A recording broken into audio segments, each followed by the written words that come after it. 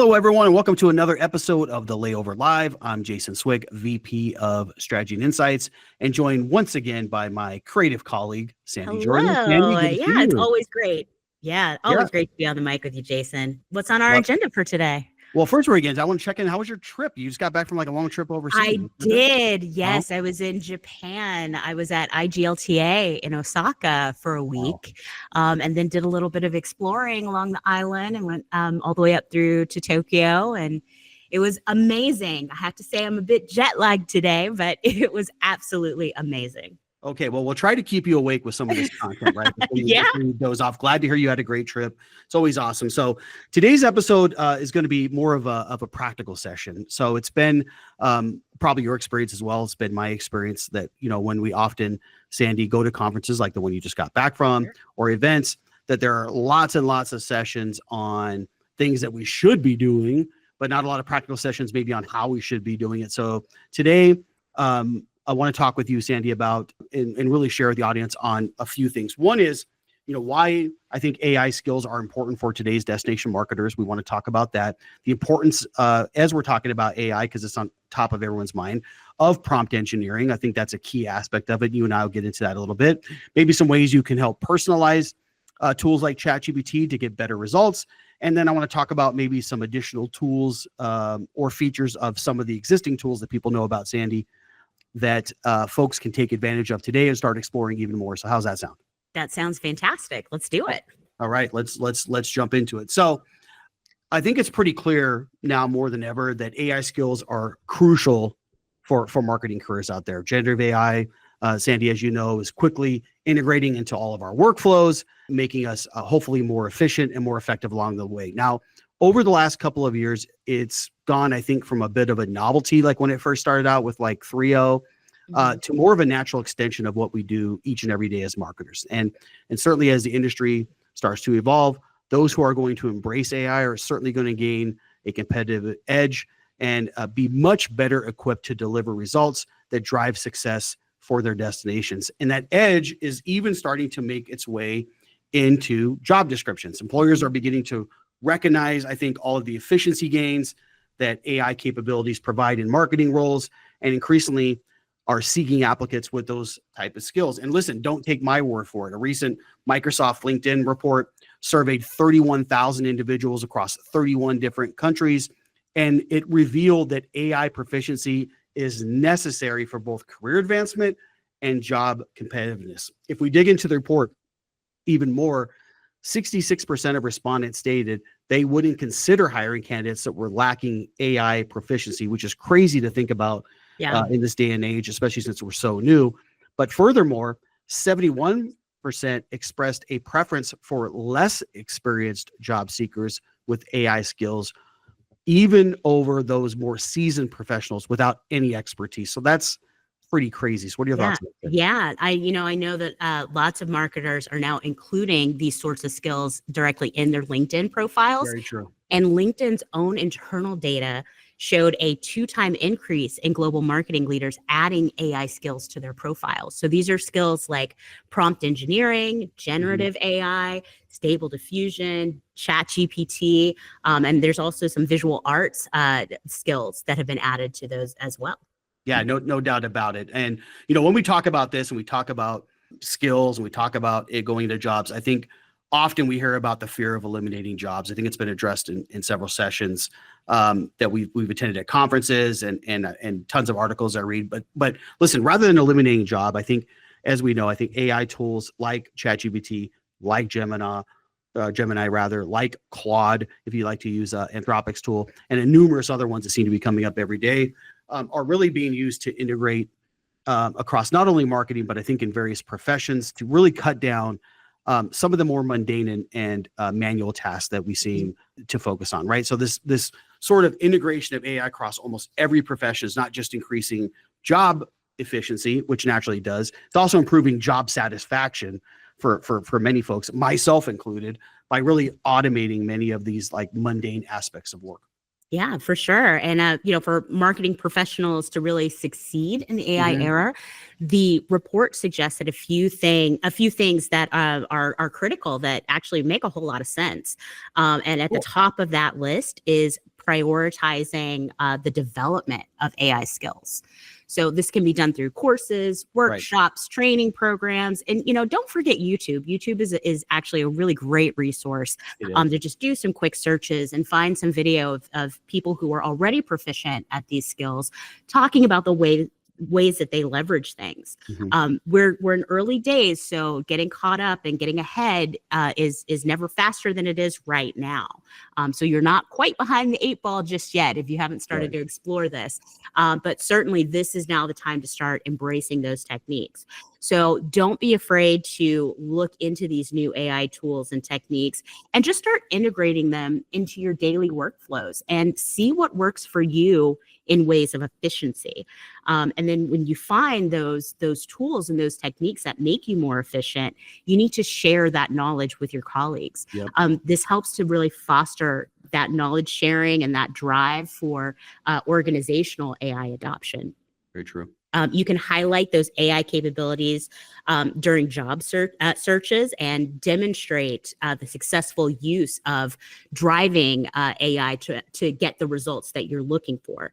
And then if you are on the job hunt, choose employers that are committed to AI adoption, those employers that provide access to cutting edge AI tools and that ongoing support for learning and adapting to these new skills. Yeah, great insights to be able to share.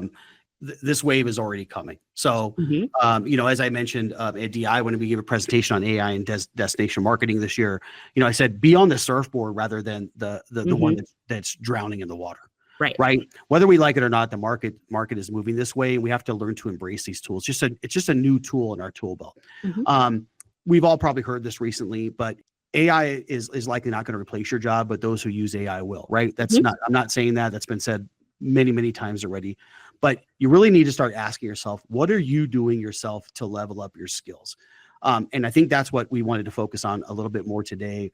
And I'm going to share a couple of ways of how I use the tools like ChatGPT in my day-to-day workflows to really get more productive, be more efficient, and provide more value, not only to my employer, Simpleview, now Granicus, but really my team and my clients and really just myself overall. So now I also want to be very clear when I'm talking about this. This is just how Sandy and I like to use some of these tools. Just want to share some of that practical knowledge with you guys. I'm not the Simpleview AI guy, right? if you're honestly looking for a real expert in this space, I've said it before, Jeanette Roush, formerly with NYC Tourism, now with Brand USA. Listen, she is a phenomenal resource for giving insights into AI. She even recommends carving out time throughout your day to just try new things and do that. So regardless, Sandy and I wanted to share some ways to really improve your capabilities with some of the ways that we're doing that. So what are your first thoughts there? First advice I think it really starts with that prompt engineering. Yeah, I couldn't agree more. We could spend a whole session just talking about how to engineer the best prompt. But regardless of what platform you're choosing, prompt engineering is arguably the most critical element in getting the most out of these AI tools. So leveraging artificial intelligence effectively is a game changer. That certainly goes without saying. However, many marketers fall into common traps when they're crafting prompts for AI tools, like being too vague or not providing enough context. In a recent study from Google, they're noticing the same thing. They've analyzed millions of inputs. They discovered that 21 total words on average yielded the best results for these AI prompts. However, most of us are inputting less than 9 words on average. And I would have to say that I'm a little guilty of this sometimes too. And I find myself prompting and reprompting again to get what I'm looking for. We're not being specific enough. Right.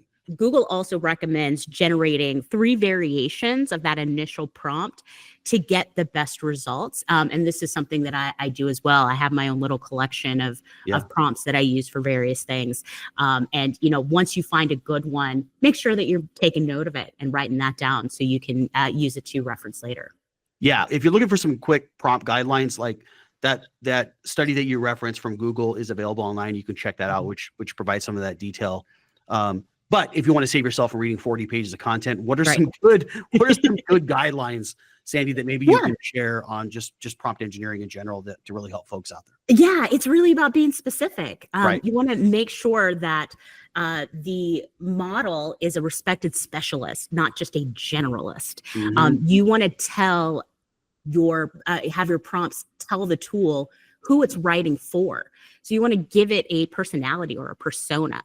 Okay. So Have an example of that. yeah, for example, let's we might write a prompt that says, I need a blog post on the best restaurants in Tucson. Well, that's not specific enough. We're not telling the tool what we need it for.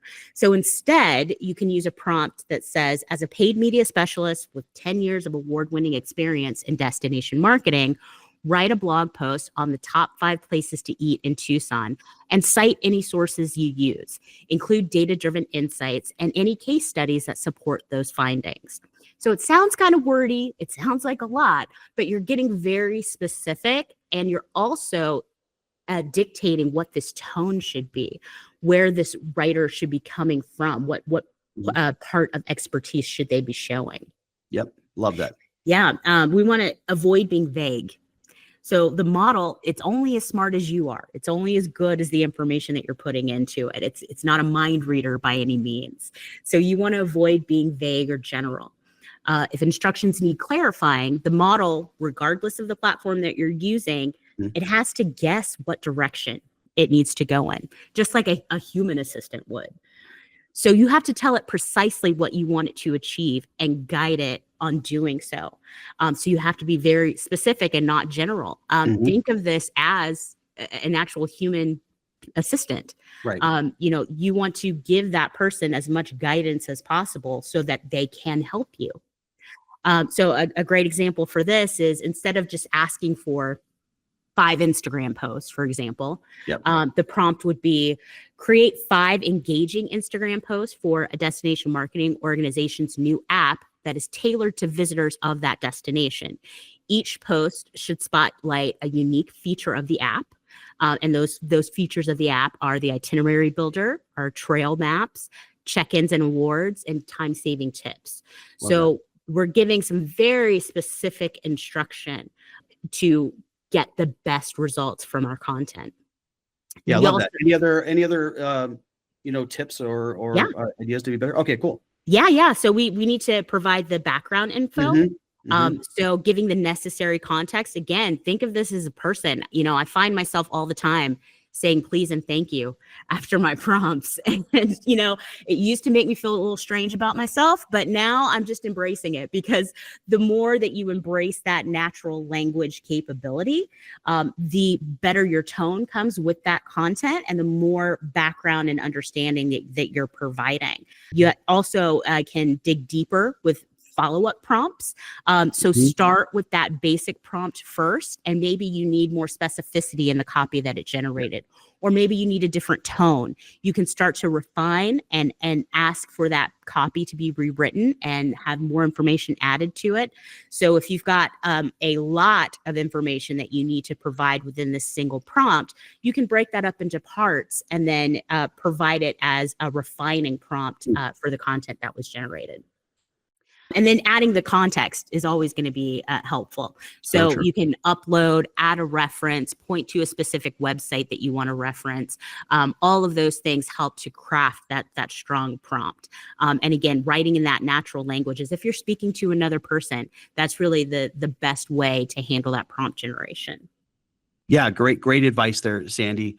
So I think, just to sum it up, be specific, create a specialist, not a generalist. Provide context by maybe uploading examples of work for reference, personalizing things with your expected tone and voice, iterating, right? Asking back and forth at least a few times, and breaking larger requests. Like if I'm asking it to help me create a plan for something, maybe chunking that down into smaller prompts is going to be much better. So I think the advice I always give too, and I think that's spot on, is generic input equals generic results. I think oftentimes when I talk to folks about are struggling and saying, it's not that great. It's not that great. Well, I'm like, well, how did you prompt that tool? And they just write, like you said, one sentence or our 9-word average, which you referenced earlier. and then wonder why they don't get a great response back. Right. I have prompts in my own library that are like 1,500 words. Yeah. Right. Which sounds insane now. And these are just me compiling things over my own research. Yep. And it's amazing the type of results you can get back. Right.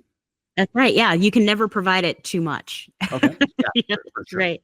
Yeah. So, what is something that we can do to kind of personalize some of these tools for ourselves? Yeah, I love that, and I want to share, something that I recommend is checking out custom GPTs. Yeah. So, a custom GPT is just it's a specialized version of Yep. the original, transformer model. So it's tailored to address specific needs or tasks within various fields or applications. And people have already started to embrace this concept of a Yep. custom GPT.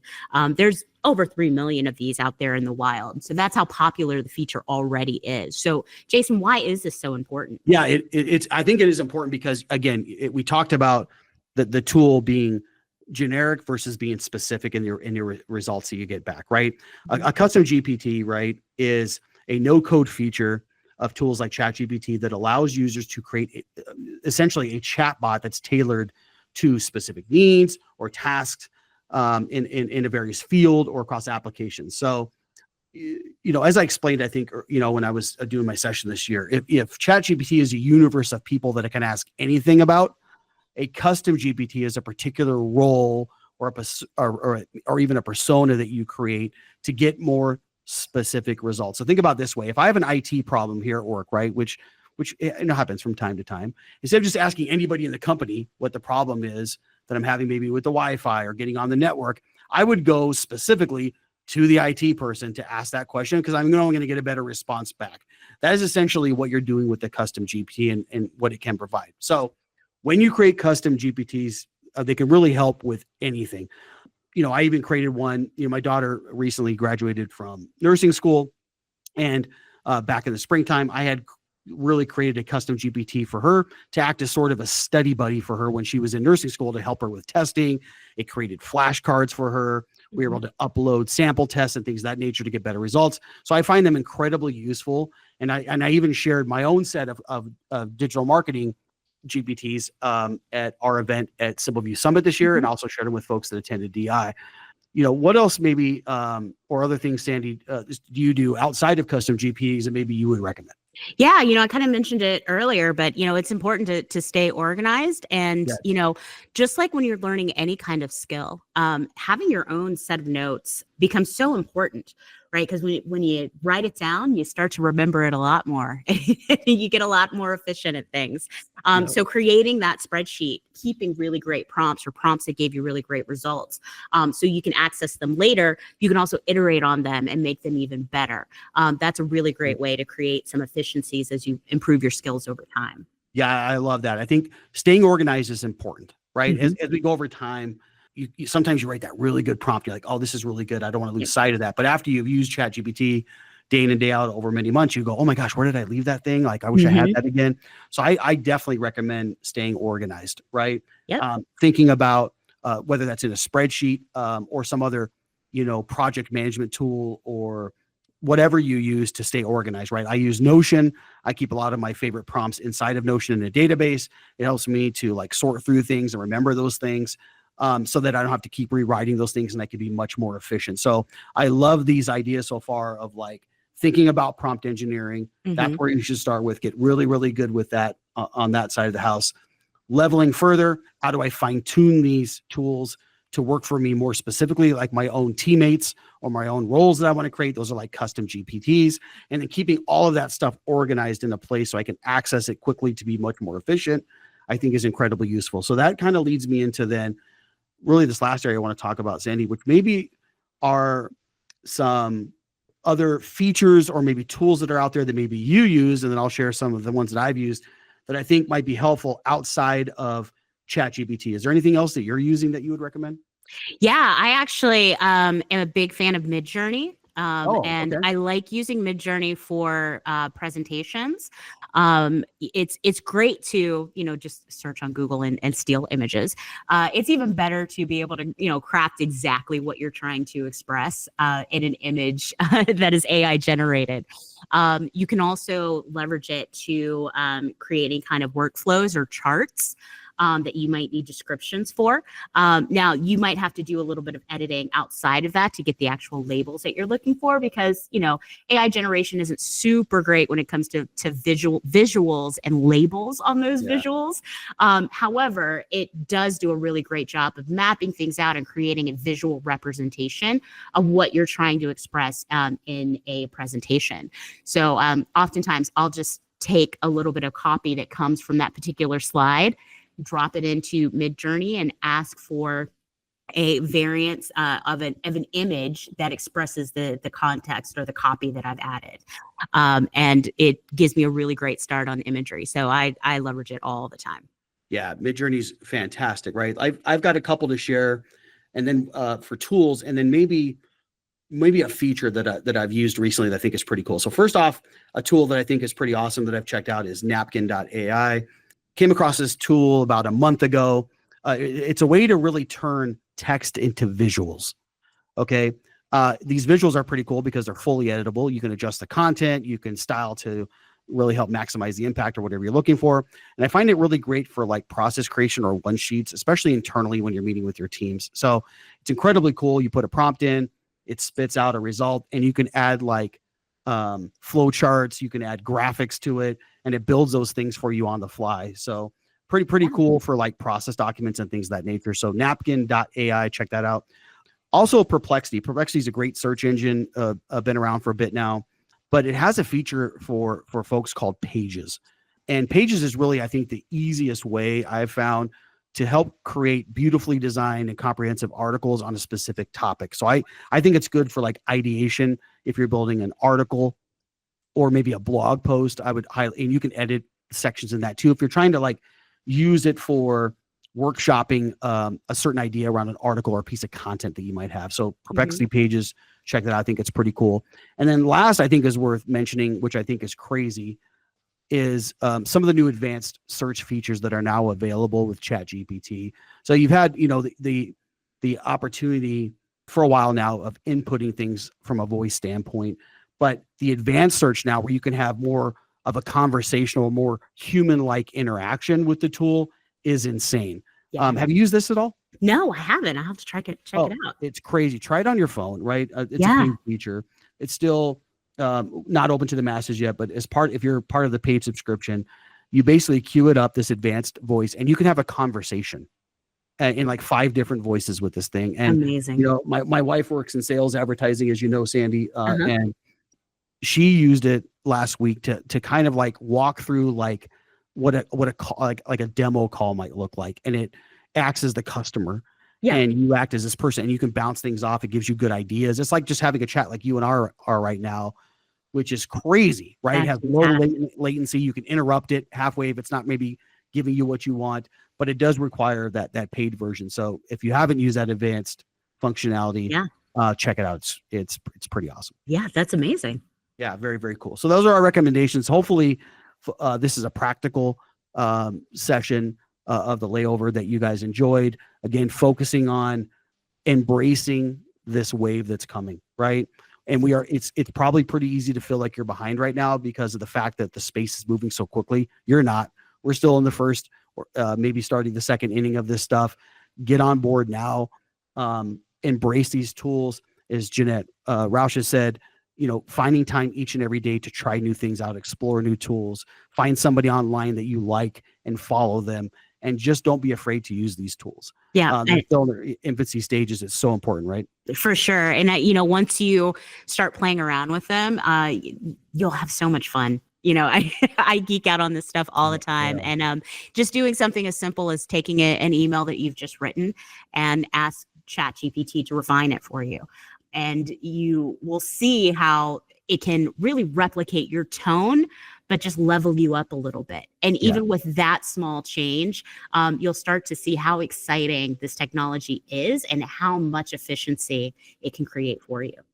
Could not agree more. Spend some time doing that. Spend some time with prompt engineering. Spend some time with creating your own custom GPTs. Your future self will thank you.